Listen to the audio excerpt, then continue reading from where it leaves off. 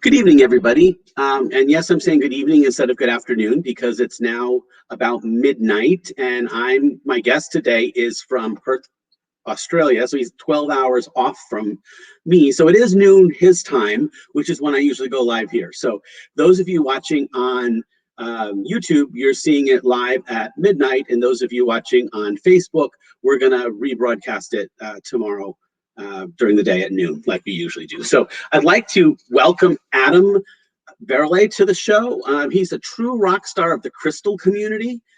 Adam has been observing and living in tune with nature since his childhood. He has now established himself as one of Australia's premier spiritual teachers, adept at working with crystals, along with essential oils, animal guides, tarot, and astrology. Let him help you discover the secret messages that the universe eagerly wants you to hear. So I first met Adam as part of a class that I took that him and one of his business partners, Vanessa Jean, did, and it was about a book that they wrote. So I'm going to welcome Adam in, and then we might just talk really quick about the book and then move on to some other things. So welcome, Adam. Wayne, thank you so much for that very kind introduction. I appreciate it, and great to be here with you. Yeah, it's I started to say, we met originally through the book that you and Vanessa had written, and this is the book, Gifts of Essential Oils, and I really liked it because it really tied the oils, which I use a lot, and that's one of the things that anybody that listens to any of my shows, we talk about oils a lot, but this one ties the oils back to nature and to the plants themselves. It's grouped differently than your typical oil book is. It's grouped by plant type, whether it's from the leaves or from the roots or from the barks. And it was a great course that we took. Adam, do you want to say anything more about that before we talk about some other things? Yeah, no, thank you so much for mentioning the book. The realization came to me one day. I also love working with essential oils, and I was running an essential oil class in my home, and I went down to the local nursery and I bought 9 different herbs, basil, rosemary, oregano, or oregano, how you say it in America, and so on. And then I challenged the class of going, okay, these are the 9 oils, these are the 9 plants, match them up. Oh, and cool. No one in a group of 20 people, I think the best was 6 out of 9. Huh. And these were just the common cooking herbs and their essential oils. And that showed me how much people, when they get these little bottles of smelly fragrances, they don't actually always realize what plant they come from. And so, the premise of the plant is when we see a movie or read a book about someone's life and we come to understand why they did what they did and who they are, we can understand deeper and more effects of the oils, not just physically, but emotionally, spiritually, metaphysically, when we come to understand the plant as well. So I was really, wanted to take people back to that connection with nature that I found that people were starting to slip away from. Did you have the oils just in the bottle? Did they know what the oils were in the bottle? Yeah. Yep. Okay. So I had an oil. I had basil with the label basil on it, and then one of the 9 plants was basil, and they had to try and match it up. And they really struggled with that. So that was scary for me. Yeah, I actually have a chiropractor who uses essential oils before I knew him, and he tends to give his clients just randomly, to him, it's the one he thinks they need, and he puts it on a little cotton pad and gives it to you. And he's always trying to stump me because he knows, I'm the oil guy. And he does come up with, he gave me Litsea the other day, and I didn't get it. Yeah. So I understand that, not being able to match things up all the time, even when you use the oils all the time. But I think the herbs I would get. Yeah. Well, I thought it was easy, but that started the journey, and then we realized, I'm very blessed to live surrounded by nature. There's a lot of trees and kangaroos and kookaburras around me, but in our one-day life, we are becoming less and less connected to nature, and so that's however I can help people to do that. That's what I'm really passionate about. Yeah, and I live in a city, well, not a huge city, but I'm actually in the city as of 3 years ago. So there's, I used to have gardens and grass and woods behind me, and I don't have that anymore. So postage stamp grass. Uh-huh. And I have don't take this the wrong way, I have a pot garden. It's a garden of pots of plants, Pots. Yeah. Yeah. that I put around my chair on the driveway. Yeah, beautiful, beautiful. Love it. Yeah, and I think the more little things like that. A lot of people have even I'm glad that through COVID it seems like indoor plants has become a new phase because it is. We can't always get out into nature, but if we can bring nature into our home, whether that be with essential oils, whether it be with plants, whether it be with crystals, all these different things can they have amazing effects on our well-being overall and help us to deal with things. We all know that we feel better when we go out into the bush or go out into the forest. So why not try and have more of that if we know that Yeah. brings us back? So the class that I'm taking with you guys now is a year-long class, and we meet once a month, and it's Rise of the Phoenix. And you've done this beautiful calendar for us that has on a month-to-month basis that has all sorts of different. It talks about the astrological signs when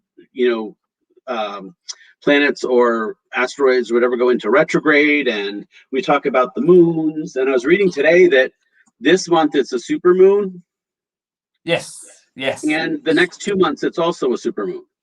Yeah, the obviously the moon loops around the Earth, but it doesn't kind of do this nice even lap. It kind of comes a little bit closer and can be a little bit further away sometimes. So when it's a little bit closer, that's kind of categorized as a supermoon.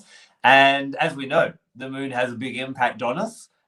Just speak to anyone in the police force or who works in a hospital, and they'll talk about how they don't mention when it's a full moon because that's when the lunar ticks all seem to come out, kind of thing. Yeah. So when the moon is close, it can have a bigger impact, and there's a lot happening this month that can really with Pluto going into retrograde and it being a full moon in Scorpio, there's a lot of unearthing things bubbling in down deep within us and are starting to come up. And so it's an interesting time right now, and that's what I love talking to people about, instead of just getting upset when, oh no, it's a full moon, or oh no, Mercury's going retrograde. The Earth, as our mother, has these gifts that will help us to thrive during this time. We have everything we need on this planet. We just need to remember how to use it, type of thing. And so that's in the course. Hopefully, that's what you've been, equipping yourself with each month when we have our monthly class session. Yes. Can you give everybody a couple of hints to maybe things to look at during this coming full moon? Definitely. Yeah. So it's in Scorpio. So each of the zodiac signs doesn't just govern 1/12 of the population.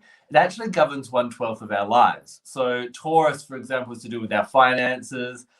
Virgo is to do with our physical well-being, and Scorpio, that's kind of it's a bit of an obscure one. It's to do with the unexplored aspect of our life. So normally this is when it's a time to make a change in your life with something that you're scared of, to face a fear. And whether that be speaking up, having a conversation with someone, doing something you've always wanted to do. This is the full moon where we are kind of empowered to do that. On the same day, and this is just coincidence, Pluto, which we know is far, far out in the, at the ends of our solar system, is going into retrograde. And when it goes into retrograde, what happens is it takes its help away from us. And so we start to feel a bit more isolated in that way. Pluto has this volcanic energy that kind of checks in with you and goes, what are your real reasons for wanting to do something? Are you going to the gym because you actually want to get healthier? Or are you just going to the gym to try and get back at an ex? Or why do you want that job promotion? Is it just to prove to your family that you're worthwhile? Or is it that you actually want to make a bigger difference in that organization? And these start, all these kind of things that we've kind of not paid attention to, we've felt scared to look at, we've been told as a child we shouldn't look at, we've been inhibited to look at, they'll all start to bubble up. And so a lot of people that I've been working with over the last month have found a little bit restless. And me, myself, has been restless and, a bit more, shaky and things. And this is an exciting time because we can either face those fears or we can just put another lid on it, shove it down, and we'll get through it and we'll be fine. So we can use, essential oils like juniper berry, black pepper, myrrh are really good. Crystals like black obsidian, jet, pneumite are all really good for kind of supporting you to safely go in and explore these things, do it in your own way, and explore what you've avoided in the past. So that's kind of what we can expect, and that kind of climaxes next Monday on the 27th. But the influence will be starting to feel around now as well. It's been, I know it has been interesting looking at the themes that you guys talk about every month, and of course your take on things and Vanessa's take on things they're compatible, obviously, but they're very different with the way you approach things. So it's really kind of cool to have both aspects of working to be shown in one class, which is kind of cool. And who knows, maybe I can get Vanessa on another week. But I definitely wanted to bring you on because I enjoy your perspective on things, and also I'm learning all about the crystals, and crystals are something that I never really got into before, and you're the crystal guru, it seems. So do you want to talk a little bit about how crystals can help us? Yeah, they're a bit more subtle than, with essential oils. We sniff an essential oil and it can make us feel relaxed or upbeat. You can feel something straight away. And some people, they'll hold a crystal and they're like, well, I'm holding a rock in my hand. Nothing's really happening, type of thing. But what I have noticed is over time, as you just start to relax with them, you will start to feel a difference. And, I always think of a friend of mine who's a lawyer, so very different in interest and perspective compared to what I do. But he was going in for an operation, which I knew he was a little bit nervous about. And so I said, listen, I know you're not really into this stuff, but here's a little crystal called a blue lace agate. It's a calming blue color. And I find sometimes when I hold it that I feel a bit more calm. And, you can leave it on the table next to you or take it in with you if you want, kind of thing. And he actually came out of that surgery and said, I don't know why, but I did feel a little bit better. And so then the crystals aren't necessarily earth-shattering all the time. And there are some people that will feel surges of heat or have meditations where suddenly Archangel Michael gives them some direction and that type of thing. But crystals grow in geometric shapes, squares, triangles, and so on. And just like when we pack a suitcase really neatly, we can fit more in. Same with crystals. They hold more energy than glass or plastic or paper or that kind of thing. As we get to kind of sit with them a little bit, each one of them has a different personality that can help us, like a good friend, in different ways. So, you can look at the color, you can look at where it came from and those types of things. And, when I first started working with crystals about 25 years ago, I went down to a crystal shop, bought myself an amethyst, got a little bit of paper that told you what all the different crystals were about, and went down and bought another one, and another one, and another one. And I didn't feel anything, I didn't notice anything, but I did notice little changes in my life. Little things would happen that I couldn't really explain. And I have a YouTube channel now where I post on different videos and essential oils and so on. And I'll do a video on, say an amethyst, and in the comments from all around the world just come, I get the same. I experience that. Yes, I know what you mean, and that type of thing. So there is this kind of movement of people realizing that there is something in these crystals, and whether it's auto-suggestion or whether it's magical, it seems to be helping a lot of people. And it's these beautiful gifts of nature that maybe it's because I'm a Gemini and I like bright, sparkly things, but I'm drawn to them. And it seems a lot of other people are, and they're benefiting from them. So why not go with them? Yeah, I guess I'm going to have to, I don't have many I do have a couple. I couldn't even tell you what they are at this point. I have to look at what I know I have is it blue lapis? Lapis lazuli, yep. Lapis lazuli. I have a piece of that. And I do have a table from India over here that is all inlaid with semi-precious stones. So I know there's different crystals in there. But I haven't really sat with the crystals. I've done the exercises you guys have given us in the different classes with the ones that I've had, but it's something I really need to dig into a little bit more. A couple years ago, this was all woo-woo to me, and then I see the power of the essential oils. That to me was less woo-woo because it was more scientific per se. It's the Yeah. energy work that was for me, a little bit more out there. And then when I started doing massage work and I don't do Reiki, but I've had Reiki, and it's very powerful. And I have someone who actually did Reiki on me long distance, and she knew I had a problem when I had fallen off a bike a couple years ago. I had pulled something in here, and I had a problem with that, and it was really bothering me. And I just called her and I said, "Can you send me some Reiki?" And she goes, "Oh, your issue moved." And she could tell, and she was half an hour away from me, and she could tell that it wasn't in the same spot and she told me exactly where it moved to. It was really kind of amazing that, so I'm a believer. Yeah. And I just haven't explored the crystal realm yet. So it's interesting, but I like to expose, my friends and my followers and things to all different types of ways of making connections with yourself and with nature and with each other. And it's just a great way to, as long as we're open and we expose ourselves to these things, we can learn something and really take something from it that can really help us in our lives, in our relationships, in our business. So it's, I know the oils not only have a physical effect, but have a spiritual effect and a metaphysical effect. And that's been interesting to learn. And I'm, learning a little bit more about the metaphysical side with some of the classes I've done with you and Vanessa. But so 3 of my favorite books are, Essential Life for the physical side, and the Emotions book for the emotional side, and your book for some of the metaphysical stuff. So it's definitely been, a journey, and I like to share that journey with everybody else. And I think lots of people are coming on that journey. If we look back in all the ancient, the famous, well-known ancient civilizations, Egypt, Greece, Rome, and that type of thing, they all, spirituality was a big part of their day, and they would either sacrifice or have altars or different things like that. And obviously the pendulum swang the other way, and that's probably allowed us to, make great advances in science and logic and that type of thing. But now I think the pendulum's kind of swinging back, and maybe we can find some equilibrium where science and logic and all that, which is obviously necessary. We wouldn't be able to do what we're doing now without science and technology. Right.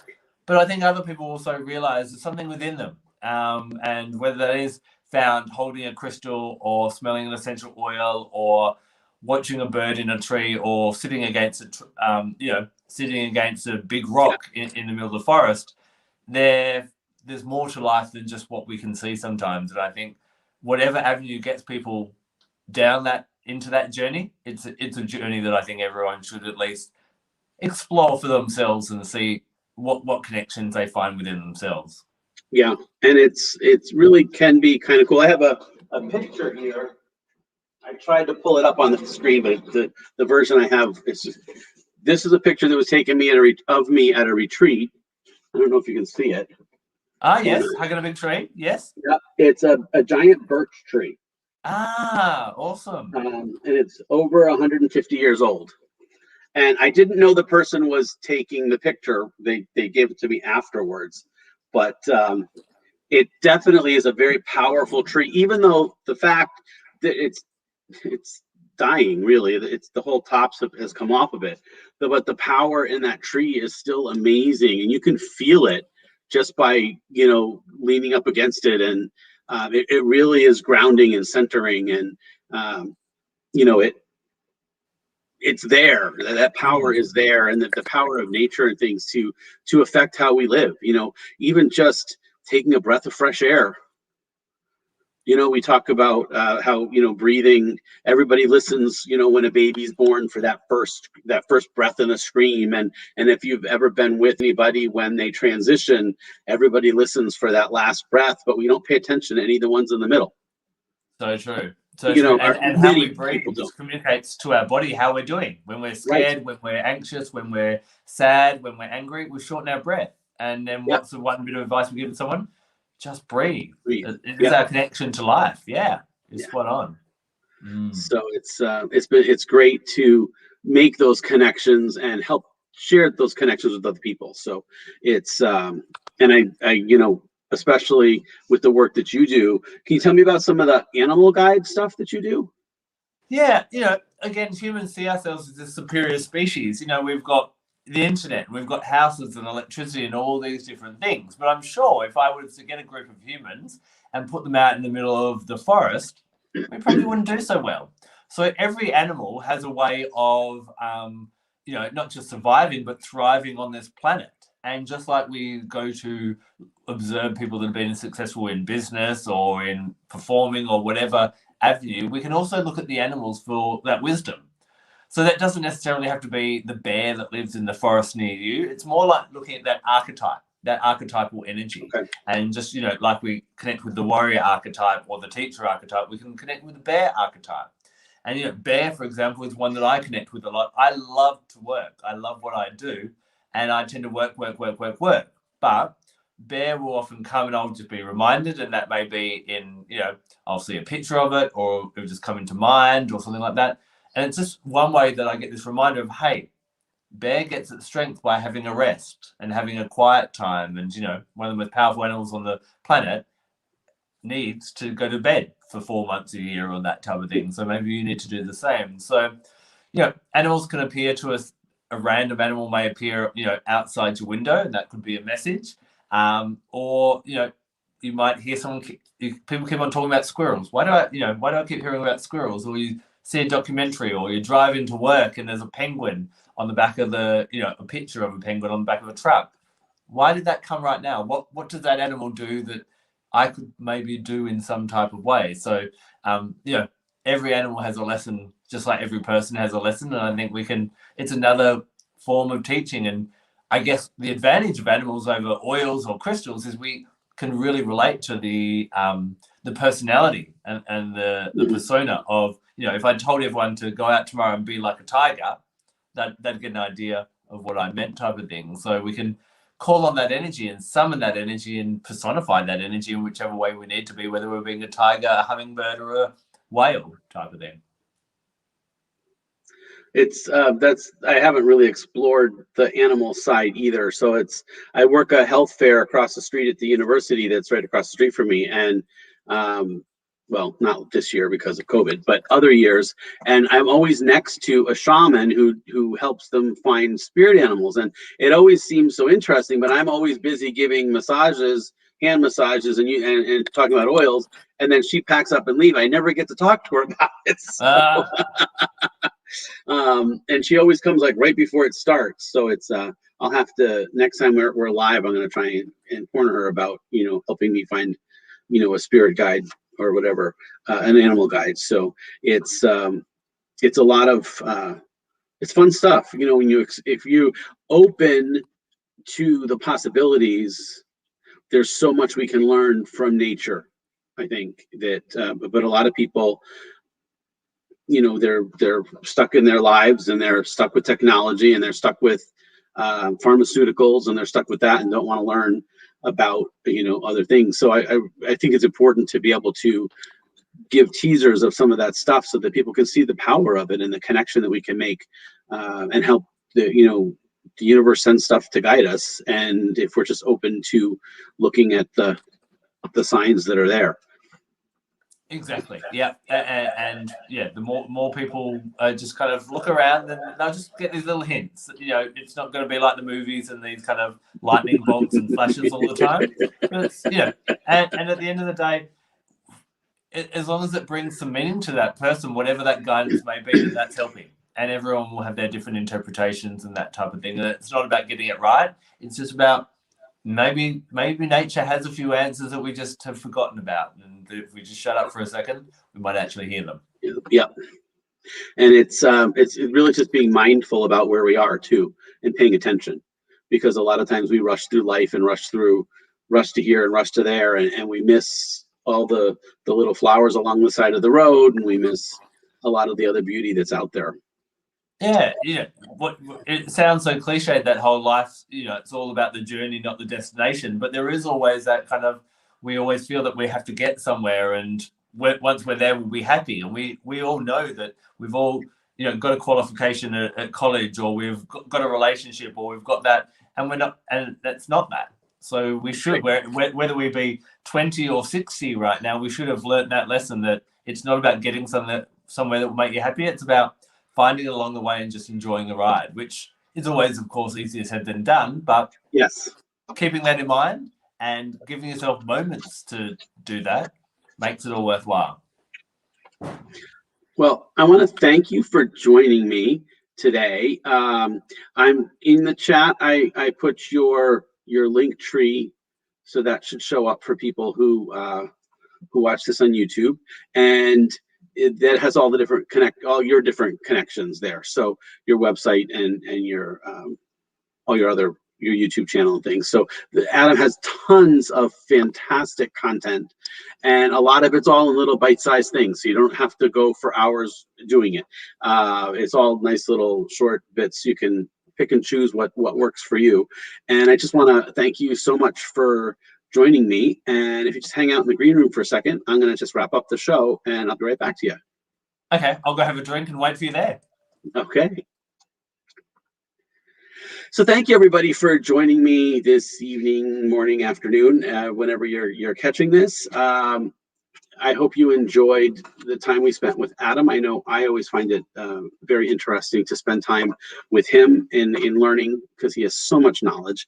Check out his link tree. And also next week is going to be fun. My friend Freddie is releasing his new album on the 1st of the month. And he's going to be on the show next Tuesday, and we're going to be talking about the release, and he might play a couple tracks from the new album. So join us next Tuesday at noon. That'll be the 27th at noon, and noon Eastern time, and we'll say hi to Freddie. So now I encourage you all to go out, make a connection, and live your best lives. Have a good day.